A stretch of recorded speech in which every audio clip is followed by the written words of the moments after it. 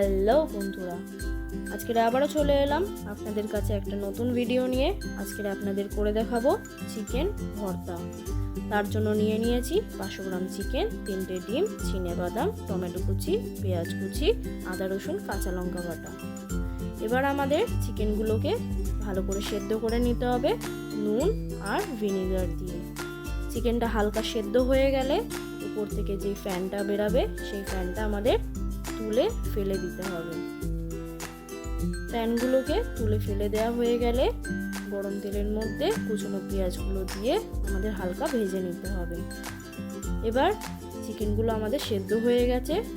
এবারে একে একে চিকেনগুলো আমাদের একটা পাত্রের মধ্যে তুলে রাখতে হবে আর স্টকটাকেও রেখে দিতে হবে। ভাজা পেঁয়াজের উপর দেব আদা রসুন কাঁচা লঙ্কা বাটা দিয়ে, তারপরে দেব চিনেবাদাম দিয়ে ভালো করে নেড়ে চেড়ে কিছু গুঁড়ো মশলা দেব, হলুদ গুঁড়ো, লবণ আর লঙ্কার গুঁড়ো দিয়ে আবারও নেড়ে চেড়ে তারপরে দেব টমেটো কুচি।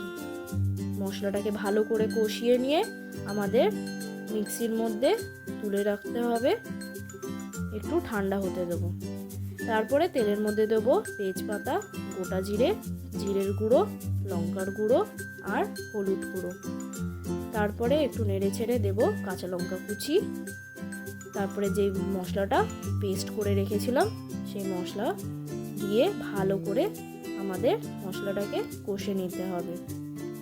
মশলাটা কষা হয়ে গেলে স্টক দিয়ে মশলা ধোয়া জলটাও দিয়ে নেব, দিয়ে আবারও একটু ভালো করে নেড়ে নেব।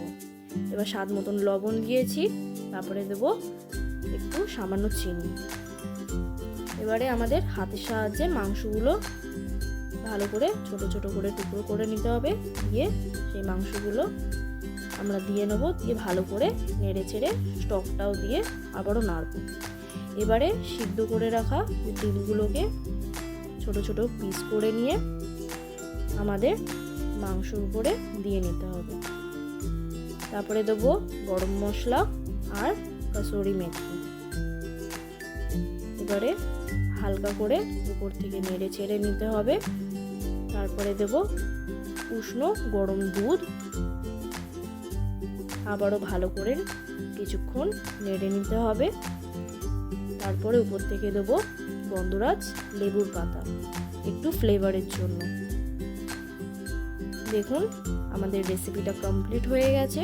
কেমন হয়েছে অবশ্যই জানাবেন। আপনারাও বাড়িতে একবার ট্রাই করে দেখবেন আর লাইক শেয়ার সাবস্ক্রাইব করবেন।